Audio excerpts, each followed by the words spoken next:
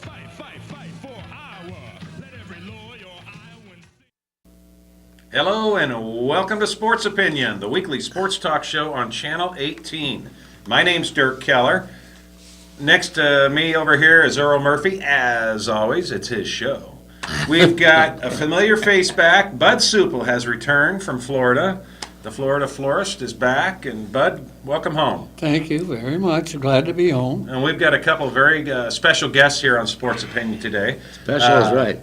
Longtime friend of Sports Opinion and longtime Hawkeye football equipment manager Greg Morris is here, and he brought his son James, who just finished his career at Iowa. James, welcome to Sports Opinion. Thanks for having me on. Glad to have you here.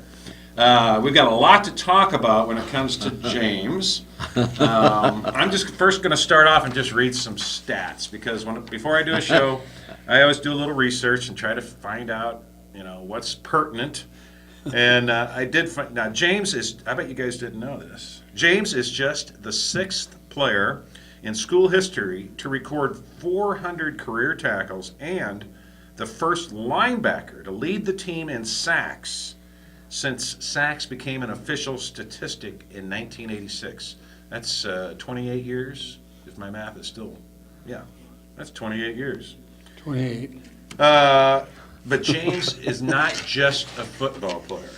He has been awarded a whole bunch of postgraduate scholarships, won by the NCAA for $7,500, and there's some others. He will earn his degree in May. It says here your grade point average is 3.87. Yep. Bud, what was your GPA? I won one. Buddy has no comment. We had A, B, C, and D. Mine was D. And James is a political science major, which was my major Okay. at Iowa. And there were a lot of great poli-sci professors there at the time. Hope you still had are. the same good experience. Good deal. Among other things, James was just named to the Capital One First Team Academic All-American team. He was an academic All-Big Ten for 3 straight years. He is a permanent team captain on defense for the Hawkeyes. He won the Hayden Fry Extra Heartbeat Award for defense. He also is the Forrest Evashevsky Scholarship Achievement Award winner.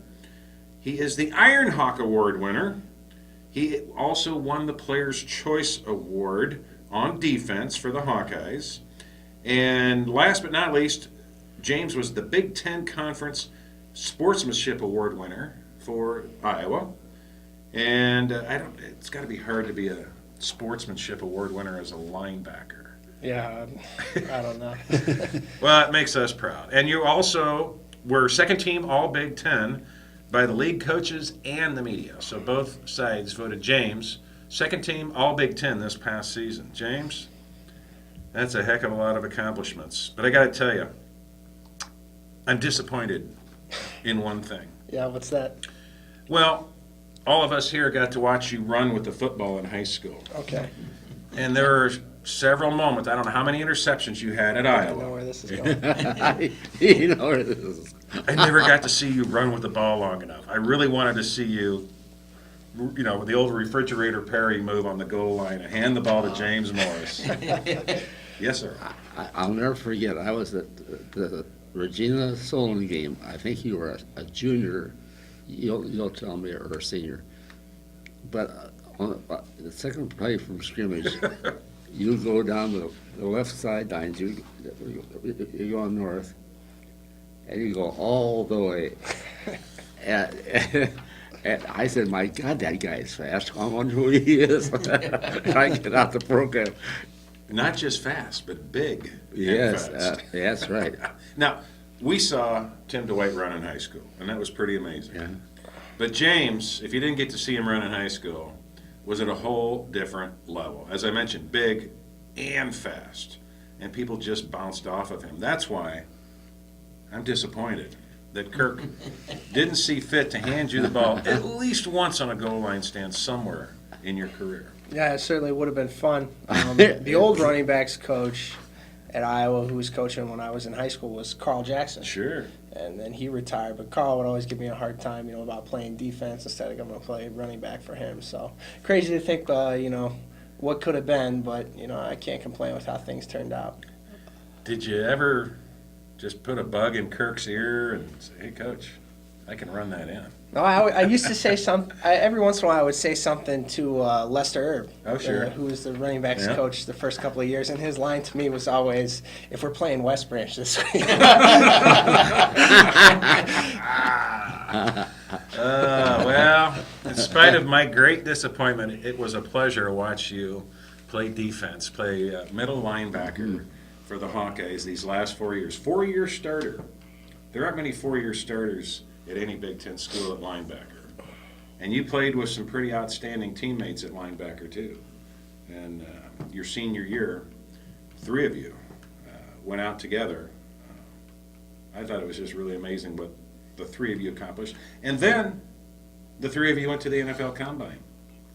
So I thought we'd ask to talk a little bit about your experience at the Combine in Indianapolis. Sure. That was what, late February? Yeah, I think it was the 24th. Maybe I was there from the 21st to the 24th. So does the NFL pay for you to stay at a hotel? Yes. They buy out the entire hotel, and the hotel's on lockdown. They hire security. There's security all the way around the hotel. Nobody can get in unless you're official NFL personnel. So What hotel did you stay at? I can't remember. Is it the Crown Plaza? Would that be it, right across the that street from the sounds- And stadium? Greg, did you go? No. We let James go all by himself. Huh? Oh, I don't. No parents allowed at the combine. Yeah, there are no I mean, nobody could get in Right. into the Lucas Oil anyway. So did you travel with your teammates? Yeah. So you just the NFL hires like a travel agency, and then they coordinate it all for you. So they call me and say, "Hey, we booked your flight on this day." And actually, I mean, it was planes, trains, and automobiles to try and get there because the weather was bad, late February, and we were trying to fly out of Cedar Rapids, Chicago, and our first flight got canceled, and then the next one got delayed, and it just so happened that one of the guys that was working for, is it U.S. Airlines? United. Whichever one. United. Kevin Ralston, who was a basketball manager, Yeah. recognized He him, knew us. took care of him. Because it was a mob for all the people in the airport to try and get on that next connection flight to Chicago, which is where we needed to go, and we were in the back of the line, and we would have never got on. But he knew who we were without us introducing Yeah. ourselves, and he just put us on the flight, before we could get there. So All 3 of you? yeah, we wouldn't have made it if he hadn't done that. So it was pretty nice. Wow. Did anybody miss the Combine because of travel and bad weather? I don't know if anybody would completely miss it. You just show up late, and then they'll just run you through all the things that they got to get you through when you first get there. So, I mean, you won't sleep, Yeah. that first day. So how many days is the Combine experience? It was 3 full days, but you come in the day before, so it'd be 3 nights and 3 days, I think. So what's the first thing they do when you get to town? They feed you right away? Or? No. No? Food was an issue Was the it? whole time. The combine's lacking on food and sleep would be the 2 things. No, you get off the plane, and they got a shuttle waiting for you at the airport, and we were getting in late because we had so many delays, so we probably got to the hotel between 7 and 8. And then right when we got there, they throw you into the lobby, and they break you into position groups, and there's a liaison who's an NFL scout for each group. So like the guy who was our liaison, his name was Ron, I think. And Ron goes through and grabs all his guys and says, "Hey, we're putting you on a shuttle to go to the hospital. We're starting testing you right now." So we got to the hospital probably 8 or 8:30, and we're doing they were doing like cardio tests on us, drug tests, blood tests, x-rays, MRIs, and by the time we got back to the hotel, it was like 11 or 12 o'clock. And then they give you your gear, and of course all my gear was like 2Xs and 3Xs, so Yeah. none of it fit, which is Yeah, kind of weird because figured. you go through all this trouble before when you're registering for Yeah. it, that you got to like put in your size and everything, and all my sizes were messed up. So then I had to go to they have a suite where they handle all the gear, and it's Under Armour. And the suite is, a pretty fancy room within the hotel that Under Armour's come in, and they retrofit it, and they put up like artificial walls, and they got like music blaring, and they got a juice bar set up, and then like a shoe shop where you can go in, and like representatives will bring you like shoes if you want them. They have like a chef in the corner who's like making food the whole time. Of course, this is all 11:30, and I'm ready to go to bed, so I swap my gear out, and I go to bed, and then just before I fall asleep, I get a call at like midnight from my liaison. He's like, "Hey, tomorrow morning at 4, we got drug testing." 4 a.m.? Yeah, so I got like 4 hours of sleep, and then I woke up, went to go do my drug testing, and the line for drug testing was an hour long. So it's like 5:30 when I'm going back to bed. I'm like, I'll get an hour's sleep before I got to eat breakfast. At 6 o'clock, I get a call from Ron again, and he's like, hey, we got to bring you downstairs, and you got to do a Cybex testing because you didn't do it last night. And the Cybex is basically, it's a machine that they hook your leg up to, and you kind of have to pump your leg, and it's supposed to measure your strength. But it's kind of tiring. And I did that. By the time I was done with all that stuff, it was 7 o'clock, and I'm like, well, I can't go back to bed. So we just ate breakfast. And the next day, and this is a long story. if you Yeah, want no, me we to- got plenty of time. It's an hour-long show, James. Oh, okay. Yeah, we got plenty of time. Yeah, so the next day then is when we did our weigh-ins and then the medical examination. And that's kind of odd too because they give everyone special gear and all your gear's got your number and stuff printed on it. But for the weigh-ins day, everyone gets their special underwear, their combine underwear. And so before we left to go over for the weigh-ins, like make sure everyone's got their combine underwear. So we get there and we're getting ready to weigh in and guys are drinking water and they got milk jugs and stuff like that, trying to be heavy. I mean, I was doing the same thing. And they take you into the convention center, which between the hotel and the stadium, there's like a convention center sort of built around it. And it's this big, giant What room, town are you in?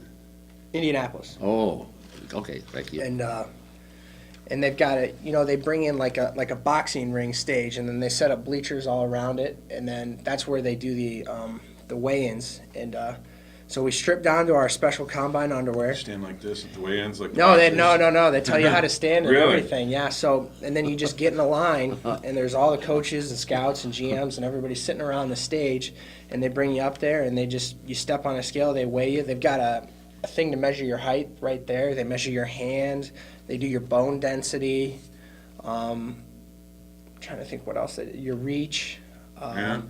And then they'll do your body fat too, and then just say it out to everybody, and you just stand there, and you're. How's and your then body fat? Oh, at the time I was like 13% calculated by BodPod. Yeah, so that's what they said. I'm What's- hoping it's a little lower now. What's but- your body fat, bud? So after that, We they never had it started- measured. So after all that, right. they lead you out of the ring? How long are you in the ring? Oh, it's probably an hour because you're just waiting. Really? Well, because they go one guy at a time, and they got to get everybody's height, their reach, their weight, all that stuff. And then the next thing, they take you down to do your physicals. And basically, the way it's set up, if you know how a team works, every team's got their orthopedic, doctor, and then they've got a staff of probably like 3 to 4 guys. So you take 32 teams times like 4 or 5 doctors. There's roughly 150, probably more doctors. And every one of them's doing exams, and they break it up into like these 8 conference rooms. So we go, and we're still in our underwear. We're in our underwear the whole day, Yeah. which is just kind of a weird thing. I bet. And they give you a sheet that's got the rooms you got to go to, and you go to your physical room, and then what they do is they'll perform a physical on you. So there'll be a table in the center, and then there's chairs around that table, and that's all the doctors in that room. So we'll say roughly like 40 doctors in a room.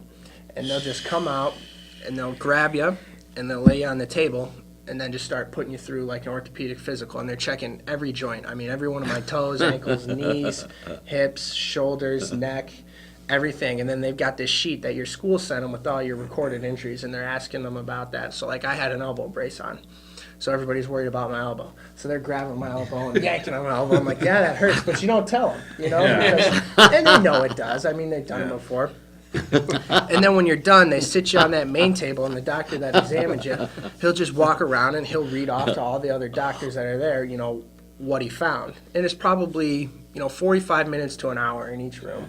And you're going to 6 or 7 or 8 rooms, so it's about 8-hour day of just physicals. And again, this is your second day there. This would be the first full day. First full day, yeah. Yep. Okay. And so that's done. So we had, let me say this too, we had breakfast at, roughly 7:30, and then we went through all these physicals, and then we ate lunch at like 4:30 or 5, Jeez. and then we're done. Aren't you starving by then? Oh yeah, and we're naked the whole time too, We're cold. Yeah. No dinner? No, so they had something out at, I think it was like 4 or 5, and it was, like a pasta meal, and it was fine. And then after that, my agent was in town, so we went out to eat at a nice steakhouse. Okay. St. Elmo's. in Who's your Indianapolis. agent? His name's Neil Cornrich.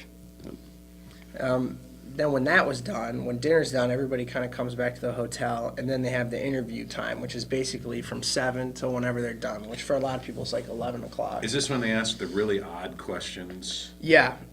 From what I understand, they're kind of like scaling back on that stuff because, it's a job interview and there's laws about what you can and can't ask, and, they're kind of taking some heat for that. But there's two types of interviews. There's official interviews and unofficial interviews.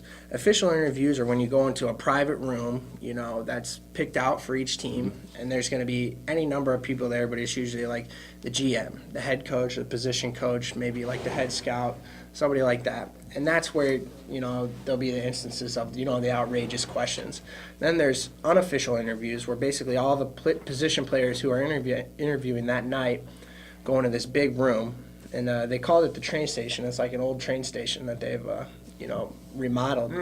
And every team's got a table. So there's 32 tables, and then sitting at the table are the position coaches for the night, and then like assistant scouting guys. And the scouting guys basically work as like runners, and they're running from table to table, grabbing guys like myself to come interview with these coaches. So it's pretty busy, if you can imagine. There's hundreds of guys walking around with players trying to get them to interview. Was it really noisy? Oh, yeah. Yeah. And that's when, so I'll have my unofficial interview. And I had, the whole time I was there, I was busy with unofficial interviews, but I didn't have any actual official interviews. Mm-hmm. What were some of the dumber questions, or odder, more odd questions? No, see, I didn't get too many in the unofficials. Now, I would imagine if I had had an official, then somebody might, ask something like that. But you're out in the open in the unofficial ones. But there was nothing that was, If you were a dog, what kind of dog would you be? No, we had that was the next day when we had to answer all those. That's the psychological evaluations. Oh, okay. So I was done with my unofficial interviews probably 11 o'clock. So my interview started at 7, and I was doing... Must have been worn out. Yeah. And it's like a job interview, They're sitting you asking you football questions, like, what scheme, what would you do in this situation, how do you prepare, all this stuff. So it was like 3 hours of job interviews. So I went to bed, probably around 11:30.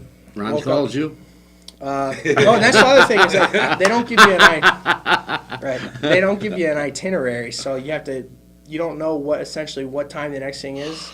And I'm asking them why, and they want to find out who can be on their game, who's not going to get confused or lost in the shuffle. So I asked my guy, I said, well, what's the next thing? Well, we got breakfast at 6:30, and then after that we're going to take the Wonderlic test. So I woke up, took the Wonderlic, then after the Wonderlic test was, I believe the NFLPA comes in, and they do a short presentation. Players Association? Yep, we're the union, what do we do, this is how we protect you, these are all the things the union has done, we're your friends, all that stuff.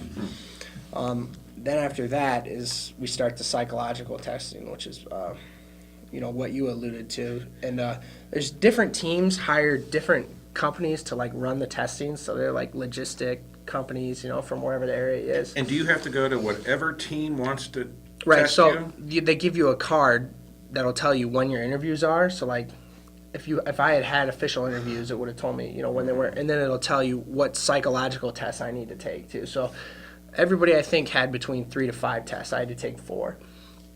I mean, I don't know what teams commission what tests, but I mean, one of the tests was literally you sit in front of a computer screen, and it's just totally black, and it flashes letters from the alphabet in white ink. And every time it flashes a letter, you got to click the mouse. Except when that letter's an X, then you got to abstain, right? So it'll show A, Z, M, N, and I'm clicking after each one, and then X, and then you don't click, right? And it literally did that for 20 minutes. Really? You're just sitting there doing that for 20 minutes. So it's pretty mind-numbing.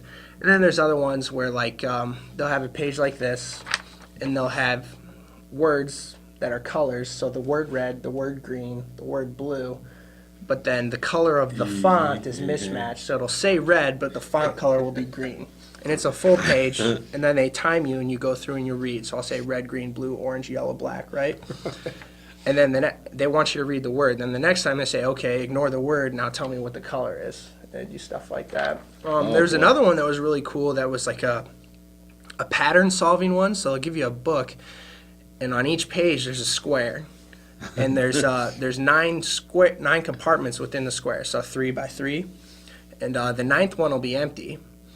And essentially it's your job from the 8 remaining ones to sort of derive what the pattern is. So like an example would be if you can visualize it, there'll be 1 dot, 2 dots, and then 3 dots as we go atop. And then it'll be like they'll add another shape like a dot, a square and a dot, then 2 squares and a dot. And then so the other one, if we continue on the right, it's kind of weird. But that was really fun too because... Was it fun? Yeah, that was interesting. The hardest one that we had to take was... You had to be halfway intelligent. Oh, yeah, that's I was worried about some of the guys there. You know? SEC. Ever dismiss SEC. anyone?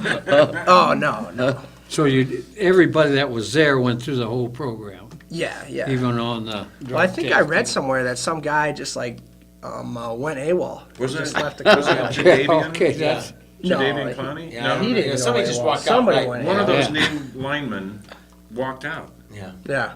Well, it wasn't Clowney, but I know somebody did, and I can't blame him. But the hardest thing that we did is, if you guys know what like a syllogism is, which is like Bob's a boy, all boys wear blue, Bob wears blue. That's a syllogism.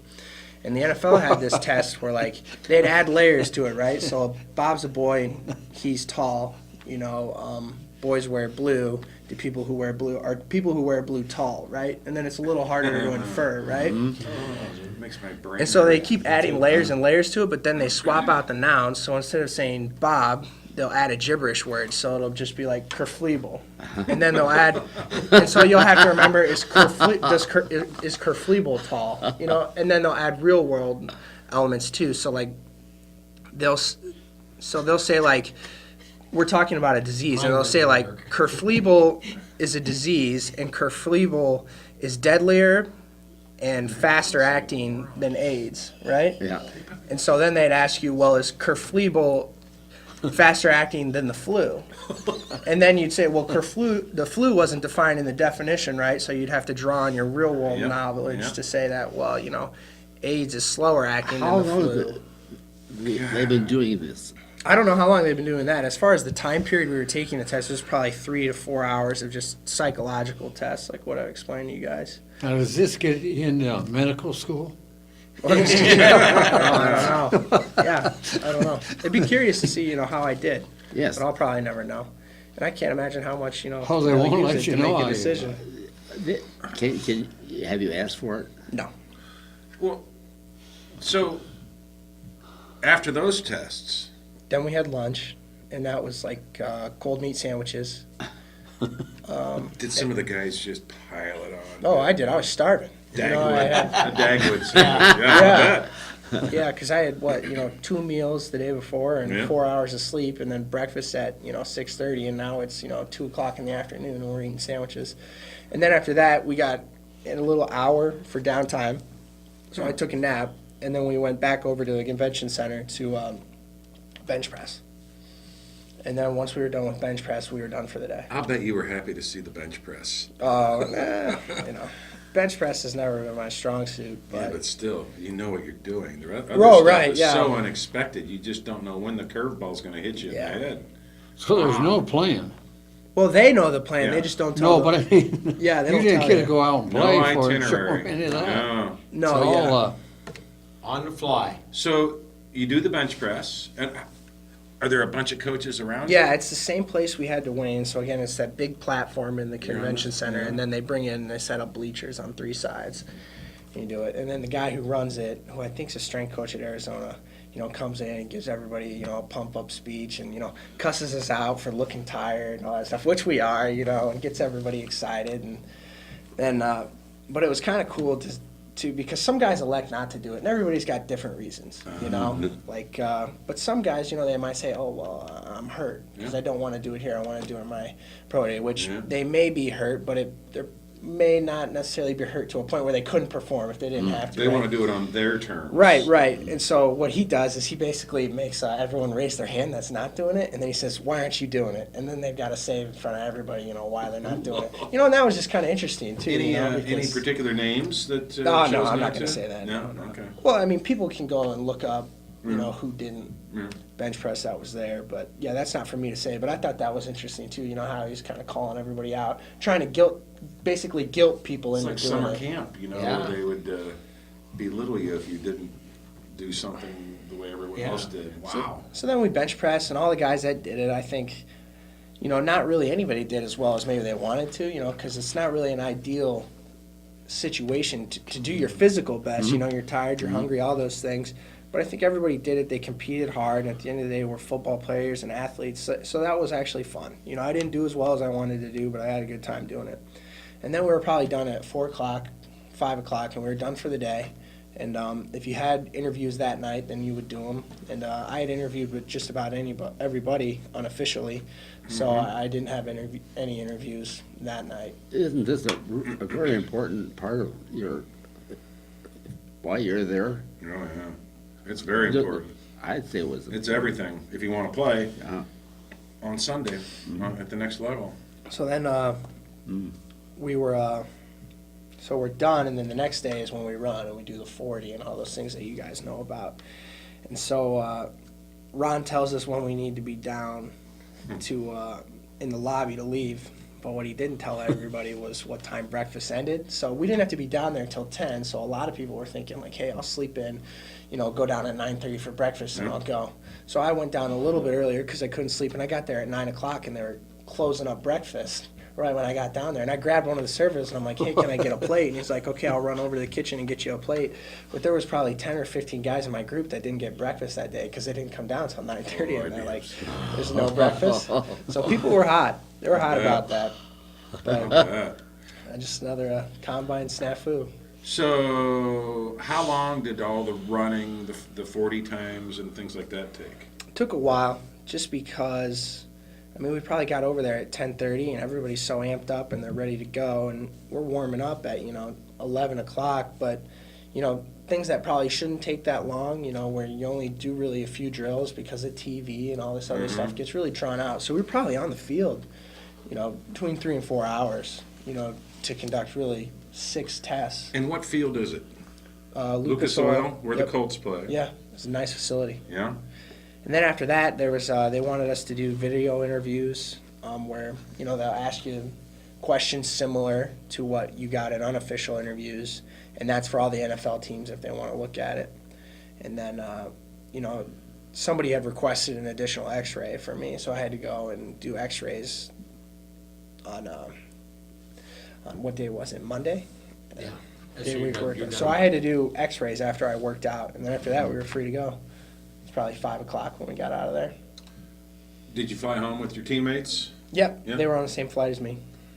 And while you were there, did you call home and talk to your mom and dad and say, man, they're just running me through the ringer here? Yeah, I talked to my mom a little bit, Yeah. but like I said, on Saturday and Sunday, there's not a whole lot of downtime. So they were quick conversations. Hey, this is what we're doing. I'll tell you all about it when I get home, but I'm tired. I gotta go to sleep. Yeah. So So you're going to graduate in May. yep.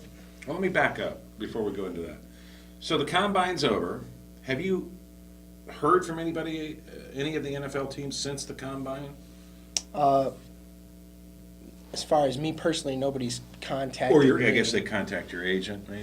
Yeah, I talked to my agent, and it doesn't have a whole lot to say. Yeah. It's not, I don't really know necessarily how all of that works. I know it's not like high school recruiting where, a coach is going to call you and say, hey, we're real interested. It's almost the inverse of that.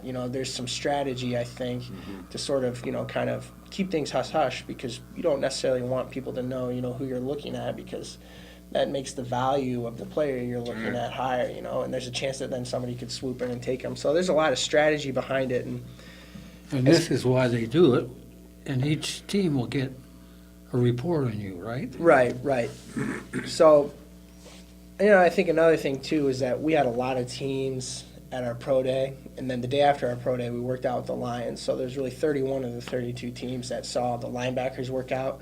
Plus, we were all at the combine, so any coach or any member of any NFL staff that was at the combine has had really 2 chances to see us work out. So if somebody needed a third, then they would call us or our agent or Coach Doyle and have us work out. But, I don't see that happening. It hasn't happened up to this point, and we're getting pretty close to the draft. And the But- draft is, what, a week away? No, the draft is first or second weekend in May. I'm not sure exactly. May Oh, okay. 8th, 9th, and 10th. Couple 3 weeks Yep. away. When was Pro Day? And maybe describe Pro Day a little bit for the viewers. Sure. So, Pro Day is essentially the exercise portion of the combine, but it happens at an individual college. So, whereas the NFL hosts the combine and they send invites out to all these different players, Iowa hosts an Iowa Pro Day for Iowa draft eligible players. So it'll be me and then all the guys that I'm graduating with, and then some former players. Like AJ Eads was a former player that competed at Pro Day with us, and we perform all the same movements that the NFL evaluates, but it happens on our terms. Yep. It's a lot more relaxed environment, much more conducive to performing your best, which I think a lot of our guys did. I've read where the pro scouts really hold the Iowa Pro Day in high regard, that it's done as well, if not better, than anyone else. Yeah, that's something I've heard. I mean, I've never been to another pro day, Yeah. so I can't speak as to if we're actually doing it better. But there's people that have, and they say those things. So I would think that that's a legitimate comment. And that's a one-day deal, Yep, right? And when was that held? March 24th. So about a month after the combine. Yep. Okay. So you're still going to class this semester? Correct. How many hours are you? 9 hours. Carrying 9 hours to finish your poli-sci degree. That's right. I guess you'll walk across the stage and make your parents proud. Yeah, I'm hoping to. I don't know if it's because the draft is the 8th, and then mini camps. I don't know if they're the weekend We're not after sure the what's draft. going on there. Yeah. And nobody tells you that kind of stuff. But if it's a situation where our mini camp starts Friday or Saturday, then you probably got to go to work. It'd be nice to walk. Yeah, yeah. It'd be also nice to play in the NFL. So, Has the NFL always been a dream of yours? yeah, I think anybody that plays football or has aspirations of playing football, all roads tend to lead to the NFL. So it's something that I've always wanted to do, and it's been a dream for sure. But I got other dreams too. Like what? Well, I want to. Work when I'm done in the NFL Yeah. and be a successful professional, and have a family and all that good stuff. Well, and I think you want to study some more too, it sounds like. You've got Yeah. a lot of postgraduate scholarships. Yeah, I do. I do right now that, when I need those, that'll be a big help. Tell us about those. Okay, so the first one I got was from the National Football Foundation, which is, they have a tradition of, they're the people that sort of hold the College Football Hall of Fame. That's through the National Football Foundation. Yeah. And another big thing that they do is they pick National Football Foundation scholar athletes. So there's 16 guys across the country every year from all 3 NCAA divisions. So it'd be 3-2, 1AA, and then Division 1. And they'll pick 16 guys, and then they bring them out to New York City, and they put you up in the Waldorf Astoria. Remember when you did that? We were Yeah. following you from afar. And How then- about the Waldorf Astoria? It was pretty nice. I got a Did you- corner room. didn't you Yeah, go? listen to the, So he gets a corner room on a 32nd floor, and the view of the Yeah, it's city pretty was sweet. awesome. I'm trying to. What's the? I don't even remember. You what see the road Central is. Park, Is don't it you? Madison? Is that? I'm not sure what. Well, Madison is one of the main, We Yeah. were. it's where a lot of the business deals are Yeah, done we were- in Madison. Sure. No, That's- but yeah, I had it was a great setup, and How I long got were you that. there? Oh, it was just one night, One right? night? 2 Oh, nights. 2 nights. See, but you flew from L.A. That's right. Oh yeah, I was in You California. talked about before. that It was with jet us on the setting. show. He and Lynn were jet setting a little bit. Didn't you talk with us about Yeah. that? Yeah, with From Hey. Iowa City or Cedar Rapids to L.A. And L.A. was what? What That was going? the Lott Trophy. Yeah, the Ronnie Lott Trophy. Yep. Did you meet Ronnie Lott, by the way? I did. Yeah. Seemed like a good guy. Every time I think of Ronnie Lott, I think of him cutting his finger off Yeah. to play in the Super Bowl because it was infected. So he says, just get rid of it. yeah. And then if I ever met him, I'd want to Look at that. Yeah. answer. Anyway, so the Ronnie Lott Award ceremonies in L.A. and straight from there to New York. Right. And that's a long flight. Yeah, it was. And with the time change, I thought it was going to be. I didn't know if I thought it was going to be. Because on paper, it looked like it was a 2.5-hour flight. So mentally, I was totally prepared. But then with the time change, it's actually 4 hours. So I'm 2 hours into the flight, and I turn to the lady sitting next to me, and I'm like, shouldn't we be almost landing? She's like, no, we're just halfway there. There was a lady sitting behind me who, had her knees up into the seat. So she was reclining. I kept trying to recline, and every time I would recline, she'd like kick me back, and she'd say something. She'd be like, "Excuse me." And they wouldn't even give you first class seats. No. Flying to these award ceremonies. Well, they paid for all of it. The award ceremonies, guys did. So I mean, you Well, can't they should. complain. Yeah, well, you're a big guy. You're a football player, and football players need a little extra room. I can't imagine. But you get to stay at the Waldorf Astoria. That's right. That's where they. I mean, that's It's pretty historic. nice. I stayed there. Yeah. What was the occasion? Was this a recruiting trip? No, to buy. I think of the Waldorf Astoria, and I think of the World War I hero Sergeant York, and Yeah. that's where they brought him back to. Yes. And I think they actually used that in the movie, the actual hotel. But it's just gorgeous. Yeah, Yes, it's it pretty is. neat. That's a great experience. And big. It's a big building. Yes. And did you happen to go by the downtown athletic club where the Heisman Trophy Oh, originates? no. We worked at. We went to Radio City. Yeah, he was at Radio City. They were consumed with things. There was not a lot of Oh, downtime. I bet. Yeah, Oh, I bet. because we got in there at night. And this then is you and your mom. Yeah. Well, and then my dad was. Yeah, there. You were- Darren Miller and I flew from Iowa City. Darren Miller's Yeah. one of our guys in Sports Info, and then Yeah. Steve Rowe was with James and Lynn. We were all So then coming the from five of us California. met late Monday afternoon, early evening. But when bet I, that was something. when Yeah, I got know there- Steve Rowe's wife. Yeah, Janet, nice lady. Hey, hey, Yeah. none of that. So, you're missing some school too, doing all this stuff, aren't you? Yeah, missed a fair amount. And how difficult is that for you to make up the missed time in class? It just depends on what your course load's like that semester. So I don't think it was a big deal at the time. Are you taking your books with you to LA and New York? And Yeah, I took some things foolishly because I never had any time to get anything done other than when I was on the plane, but I was trying to sleep the whole time when I was on planes. was that your first time in New York City? Second, I went in high school for a choir trip. Really? Yeah. I'm impressed. My kids are in choir. Yeah? Yeah, and I've got a son, Paul, who thinks you're pretty special. And you were the guy that he followed on defense. You know, I think like a lot of fans, you follow one guy, either your favorite guy or whoever intrigues you the most. And you've been the guy he's followed for 4 years, even though he's a Regina kid. Yeah. So he was pretty pumped when I told him, you're going to be on our show tonight. Oh, cool. So, New York's done. You come back, get back to school, and it's almost over. Yeah. I don't know if I actually missed part of my finals to go to New York. I can't remember No, exactly. you're okay. I You're remember okay. I missed practice and I missed our team banquet. That was a big thing. So all the things you talked about, the Avashevsky, the Hayden Fry, the Iron Hawk, I missed all that because I was in LA. California. You were in LA. Yep. So, looking back, you've been here 4 years. You didn't redshirt. 4-year starter, James Morris. Let's talk about some of your favorite moments as a Hawkeye. Okay. Yeah, tell us, what stands out in your memory? Well, I remember the first game I started was against Michigan State, and they were ranked number 3 at the time. You know, we ended up kicking their butt. Yeah. We played really well, and and that was a good way to sort of start your career. So that was a lot of fun.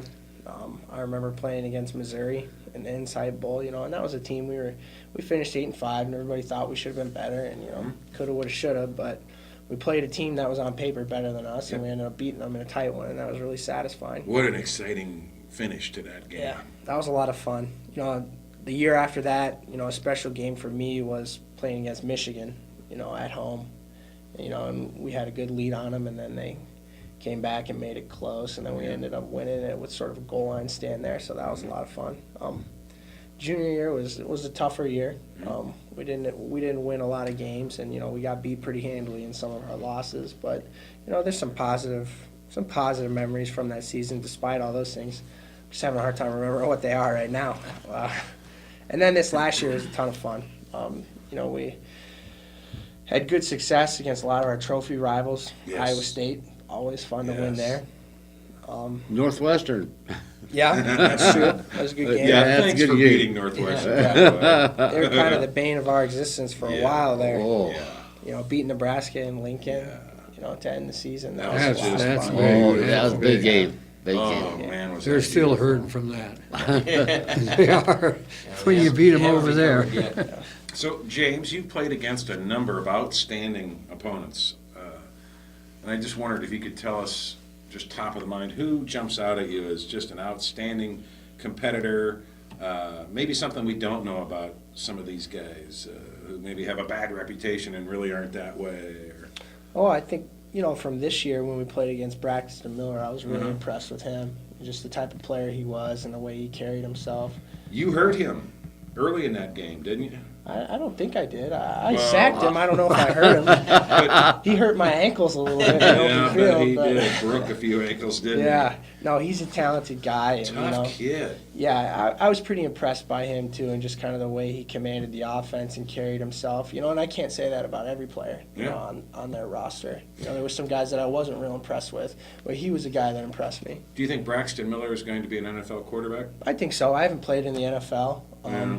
I played against Blaine Gabbert, who's a real good player in college. Missouri He was boy. a high draft pick, and then some people have tried to make storylines about his struggles. So.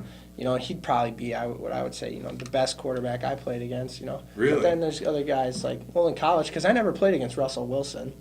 Yeah. So if you go down, through the list of quarterbacks I played against, I thought Dan Persa, before he got hurt, was a really, really good player. He's probably up there with one of the top guys I played against. I played against Le'Veon Bell. I thought he was a good player. Carlos Hyde was a good running back. Oh, he was quick. Yeah, he's tough. Did- I don't know. Those are who else I thought was a really good player too was the offensive lineman from Iowa State, Kalichi Oh, yeah. Osemele. I don't want to butcher his name on Yeah. TV, but Yeah. he impressed me too. I thought he was really tough. Opponents' stadiums. Where was the most intimidating place to play? And the least intimidating, or the most Enjoyable. enjoyable? There's the Sure. word. Well, I thought the most intimidating place we ever played was Arizona, and that was my freshman year. Right. Because it was a night game, it was packed, and they'd just been drinking all day, and they serve alcohol in their stands, and we come out of the stairs, because they don't have a tunnel. You have to come up these stairs single file.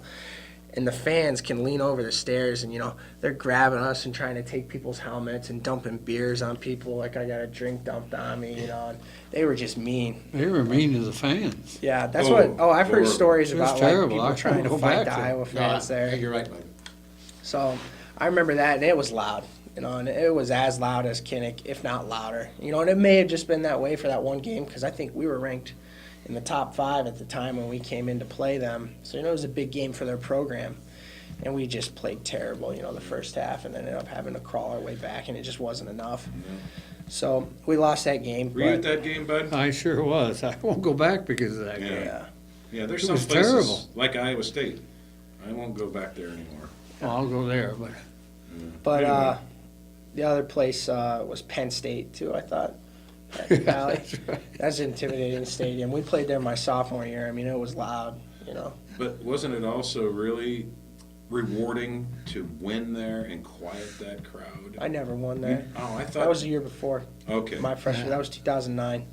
Okay. Yeah, we. How about Michigan State quieting that crowd? Yeah, there weren't many people there to begin with. Oh, was it When a we got there. rainy- It was a rainy Yeah. day. Yeah. Yeah. Bud was there. But getting back to Penn State, they cheer from the time the game starts to the end. Sure.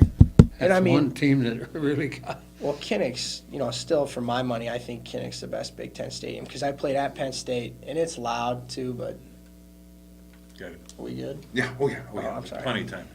Sorry, Um, I was trying to be discreet. Kinnick's great. One thing playing at Michigan Yeah, I was and Ann gonna Arbor, I say. didn't think it was that loud. Mm-mm. Or, it's Michigan, big, but It's big. The it's sound not goes on, out. right. It It's goes not up and on. out. It's not on top of you like Penn State and Kinnick. So even when everyone was cheering, I didn't think it was certainly not nearly as loud as Kinnick. And Ohio State was a cool stadium to play in. Nebraska's got a cool stadium. And that's the great thing about playing in the Big Ten is bet. just about everybody's got Right. an awesome stadium. Yeah, except Northwestern. Well, it was the last couple times. No, just the stadium itself. Nah, it's Well, awesome. yeah, More okay, like a but high I mean, they school. were filled the last couple times. Usually it's half Hawkeye fans. Usually, when it's a high school game. Okay. I'd like to ask, Yeah, please. how good a coach was Bill Brazier? He didn't. Well, I never got to play for him, but I got to know Coach Brazier just a little bit because my roommate is Palmer Foster, whose grandpa was Pat Foster. Yeah. He just passed away. Yeah.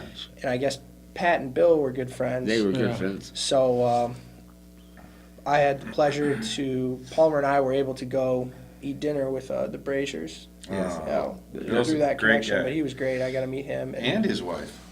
Yeah, big she was people. nice. Yeah, she was an English teacher, I think. Yeah, for a well, while. that's what right. She was I'll telling tell me. you a So, story about that. okay, go ahead. Ann Brazier was they were trying to hire Bill Brazier. Yeah. They didn't have him hired, and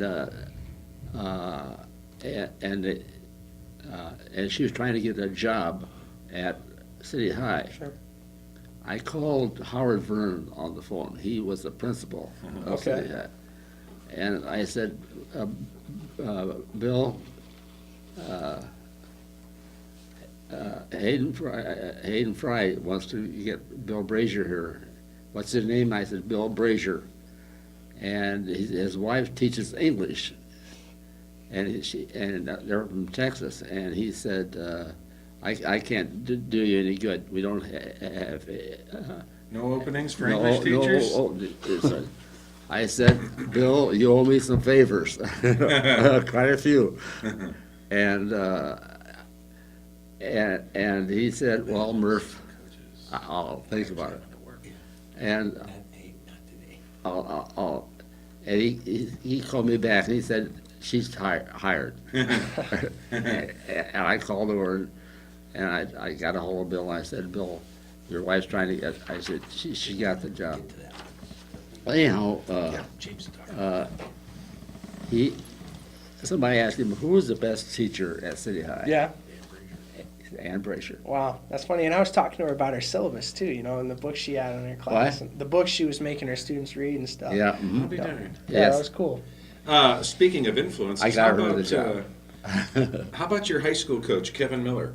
Now, just to refresh everyone's memory, when James was in high school, his Solon Spartans didn't lose a football game the last 3 years. They won 3 straight state championships, and Kevin Miller was and still is the head football coach at Solon. Talk about his influence on you. Coach Miller's been great. He's like a father figure for me, and he's somebody that has always challenged me and challenged me to be my best. But he's always been really supportive, and I think it was a big part of why I was successful in high school, and then even at the college level. If I had some problems or some football things or some questions that I needed to just sort of talk to, he was always somebody that was there for me that I could talk to, and he'd provide me with a good perspective. Is he still there for you? Yeah, absolutely. We talk every couple of weeks, on the phone, calling. We text sometimes, but I prefer to talk over the phone. I just spoke with him a couple of days ago. Wait a minute. A young 20-something prefers to talk on the phone versus text. You're a rarity. That might be, you could call that an early rule in our house. Oh, good move. I'm a notoriously bad texter, as of a lot of my friends. They know that if they text me, it might be a while before they hear back from me. So, yeah, And you also wrestled at Solon. I did. You were heavyweight, right? No, No? 215. 215, They have okay. new weight classes now, Yeah. so. Talk about your experience wrestling at Solon, please. Sure. A lot of good memories wrestling. Learned a lot. Competed. All those important things. But wrestling was something I did between football season and track. I was really. I enjoyed the people I wrestled with. And I did relatively well. But Yeah. it wasn't my passion. I mean, football was my passion. And In high school, did you wrestle against some of your future Hawkeye teammates? Did I? There was a guy who I wrestled against when I was a sophomore. His name was John Sawhill. And he ended up going to Drake, and I went to Iowa, and he had played his 4 years because he was a couple years older than me. And I think going into my junior year, John had a year left of eligibility and decided he wanted to walk on at Iowa for a year. So I was on the team with somebody who I had wrestled Okay. with against. I don't think there's anybody else that I wrestle against. What is it about wrestling? What does wrestling teach a young man versus football or any other sport? I mean, I think aside from just, the actual physical techniques of wrestling, I think what makes wrestling valuable is the fact that it is maybe an individual sport and that you have to be very comfortable in your own mind, and it's going to test whether you have self-confidence or, your mental toughness, maybe even more so than a team sport, because you can't lean on other people. Right. It's all on you, and that was a tough thing for me, early on when I was wrestling. When did you start wrestling? What grade? I think I did club wrestling maybe a little bit in 6th grade, Mm-hmm. and then I wrestled in middle school. So 6th, 7th, 8th, and then Yeah. all through high school. My son Paul started wrestling 3 years ago, and to quote him, he says, "I suck." And I said, "But you're doing it. You're doing something that 99% of the other people out there choose not to or are unable to do." And I it'll said, benefit. "Stick with it." It'll benefit him if he sticks with it. That's for sure. And the other thing you got to understand too is, especially in Iowa, there's people that are wrestling year round from the time they're 4 years old. And I was just never the person that could totally commit to wrestling year round. Even when I was in high school, I wanted to do other things. I ran track, and in the summer, I did not want to wrestle freestyle or Greco. Yeah. I wanted to, do football things and work and do stuff like that. So, I probably didn't put in the time needed to sort of maximize my wrestling potential, but I don't have a lot of regrets. But you wrestled, That's right. I wrestled. and you can always say that. And you wrestled well at a upper weight. I think that's impressive. Tell us about track. Okay. Yeah. I always loved track. I'm not the fastest guy in the world. I'm probably more football fast than I am he's track one of them. fast. Right? Football fast. Yeah. So after about 50, it's meters in track. After about 50 meters, I start to slow down. Yeah. It's tough for me, but another coach who had a big impact on my life, who was the head track coach at Solon, is Mark Sovers. And so obviously, I learned a lot from him and spent a lot of time around him, and he made track enjoyable, and we were blessed at the time, at least my junior and senior year, to have some talented track athletes. So we did well as a team. I think my junior year we were 5th, and then our senior year we won it. Yeah. It's kind of a funny story too, is I never threw shot put or discus in high school, and then about a month into or 2 months into the track season my senior year, our all-star shot putter discus thrower, who was a good athlete, he broke his foot and was Oh, I done for didn't the know year. this. And so they needed another guy to come in and throw. So I'm like, okay, well, I'll give it a shot. Which is the beauty of track, I think. Yeah. The story's good. Well, going. and it was almost kind of perfect timing for me, because there were other people within our track program that had sort of eclipsed me as, sprinters, right? Which is fine. And so I kind of needed a new event. So I ended up throwing shot put. I started out and did all right, during the early season. I mean, I was getting 3rd and 4th and stuff like that, but it just kept getting better and getting better. And, by the end of districts, I was right up there with guys that could qualify for state, So I did well at the district meet and ended up qualifying for state. I think I was the last spot in out of our really? district. And then there's a little bit of time period from districts to state, and it kept getting better and getting better. And then when it got to state, I was down to my last throw. Because the way they do it is there's essentially a preliminary round, and then from that they take the top guys and they go to the finals. So I'm down to my last throw in the prelims. We're talking shot? Yeah, shot. And I hadn't thrown far enough to make the finals, and so I just gave the last one all I got, make it, and ended up being far enough to go to finals. And then in the finals, I popped one, and I think I got like 3rd or 4th, at state and shot, and I was only doing it for a month. So That's great. it was kind of made me wish I had done it, my whole Yeah. career. Who knows? Well, you Like- never know. Yeah, but it was fun, right? And I think the way it played out, that it was a good thing. Last fall, during football season, the Big Ten Network ran a story that featured you and your mom and dad, your family, your entire Yeah. family. Yep. Have you seen the program yet? Yeah. Yep. You have watched it? Yep. Okay. Well, for those of us that saw the show, it talked about the importance not only of your dad, and we've talked with your dad on the show and have gotten a pretty good idea of the influence and the impact he's had on you, but talk about your mother, Lynn, and the impact she's had on your life and the direction she's given you, and help us know a little more about her. Okay. Well, if you don't know my mom, like you said, her name's Lynn Morris, and, she's a strong-minded woman. That's what I would definitely say about her. And she's, never been afraid to stick up for me and my brother and to stick up for what we believe is right. And those would maybe be the briefest or easiest ways to describe her principles. Beyond that, I think, when I was younger, and you're a kid, you don't really understand, how important your parents are, and then as you sort of kind of come into your own a little bit, then you can kind of look back and see how the decisions they made had an impact on what kind of person you are, and when I look back on my mom and some of the decisions she made and the things she has to do, I think she laid a good foundation, for my brother and I to sort of model and, try to be like our parents, if we wanted to be, good, honest, successful people. What kind of sacrifices did your mom and your dad make? Well, I mean, beyond the things that are overly personal, I know that they were always there to support me and my brother, whatever it is we were doing. And that might mean, taking time off of work or, leaving early or doing things that maybe were going to be more difficult for them on the back end to make sure that they were there to support us and, be there for that, that finite window of time where, we're home. So, I remember that. And then, it's probably a lot of things that, to this day I don't even realize, but at the same time, they were there even though you can't point and say what they were. I got a feeling that one of these days in your young adult life, you're going to have some other older adults come up to you and say, did you know your mom did this for you? Sure. Did you know that your dad did this for you?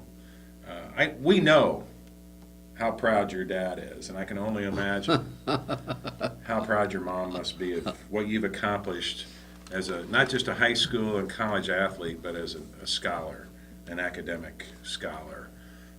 I think it's just amazing, and I think I speak for all of us when we talk about the accomplishments you've made on both sides of the field, on it, off the field. You've made Hawkeye fans everywhere proud of you. Never once was there a moment where we thought, oh, James, why did you do that? That wasn't you. That wasn't your character. And we've been dying for quite a while to get you on Sports Opinion. By the way, we've been visiting with James Morris, soon to be Iowa graduate, 4-year starter at linebacker for the Hawkeyes. I want to think, there was another question. What's it like to tackle Mark Weissman in practice? Well, we don't do too much tackling in practice, and when we are, Mark's not usually in the drill because they're trying to keep him healthy. But the times I have tried to tackle Mark, it's not fun. He's a big guy, he's a strong guy, he's stronger than me, and so He's it's huge. Tough. Yeah, it's tough. My son is in the strength and speed training program at Regina, and last summer, Mark Weissman was one of their coaches. Yeah. And I see this kid up close. Guys, he's a tank. And he's just the nicest young man. Yeah, he's a great guy. He was great with the kids. It takes somebody special to work with little kids, Oh, yeah. boys and girls. Yep. And I was very impressed with him. At the same time, I thought, what's it like to hit that guy? He's got to punish people. Yeah, I think he does, and he's a guy too that you want to get going downhill right away. Yeah. So it'll be interesting to see how the coaches use him along with Jordan Canzeri and some of the other guys we got, LaShawn Daniels, Damon Bullock's a guy who's carried the ball a lot for us. So it'll be curious to see how they work that out. What's going to happen at linebacker next year? Oh, they'll be fine. Who's going to be there? I think that Quentin Alston's a guy that's going to be playing a lot, whether he's the Mike or the Will, but knowing the coaches, he's probably going to be the Mike. Mike and Will, linebackers. Please explain that one to us quickly, because Joe's going to get really upset with me here. Yeah, the Mike is what would be your quintessential middle linebacker, and then the What Will. does Mike stand for? Mike, it's just insane. It's say Mike easier to say instead middle. of- Then middle, okay. Yeah, And then Will is weak Will's easier inside? to say weak side. Yeah, and it depends on your scheme. So in ours, some people send their Will to the field, and they just say, or the Will is always the right. Some people play a right and a left and a middle, and some people play with strength. So it just depends. But for us, the Will's going to go opposite the strength call. The Mike's the middle linebacker. He sets the front, and he's going to the side of the strength. And then we have a Leo, which some people call it a Sam, and he qualifies more as a true outside linebacker. And he's going to the strength call as well. But sometimes the Will plays outside too, so you might hear people refer to our Will as an outside linebacker. Well, no matter what happens in the NFL draft and after college, we want to congratulate you on a very successful career. We want to thank you for representing the University of Iowa and the state of Iowa so well in your last 4 years here. We've run out of time, but we've been visiting with James Morris, Hawkeye linebacker and soon-to-be NFL draft pick. His father, Greg Morris, longtime Hawkeye football equipment manager. Bud Supple's back. Earl Murphy's here, and I'm Dirk Keller, thanking you for watching Sports Opinion every Wednesday night at 7 p.m. and again on Sunday night at 6 p.m. here on Channel 18. How many are we going to win this year? I don't know. I mean, I think they can win 10 games. Okay, 10 games. I think that's agree. doable. The schedule's really in our favor this year. We'll be back next week. Still- Thanks very much for watching, and remember, either you're a Hawk or you're not.